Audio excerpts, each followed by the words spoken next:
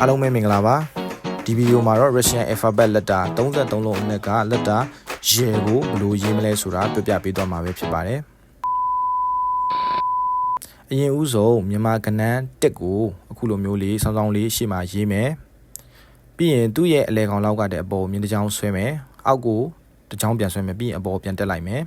သူ့အဆုံးကိုကျွန်တော်တို့မြန်မာအခရာ9နဲ့အခုလိုမျိုးလေးဆက်လိုက်မယ်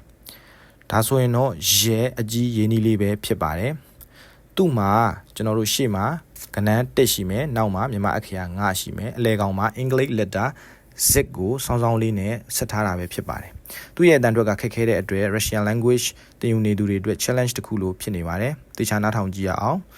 ရဲ okay small letter ရဲကိုလည်းပဲအခုလိုမျိုးပဲကျွန်တော်တို့ရှေ့မှာတက်ရေးမယ်အလဲကောင်မှာအခုလိုမျိုးလေးဆက်လိုက်မယ်ပြီးရင်နောက်မှာအခရာ9လေးကိုရေးလိုက်မယ်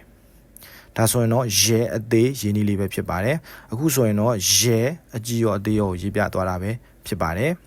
သူ့ရဲ့အတန်အတွက်ကခက်ခဲတဲ့အတွက်နောက်တစ်ခေါက်ပြန်ဆိုပြပါမယ်ရဲအားလုံးကိုကျေးဇူးတင်ပါတယ်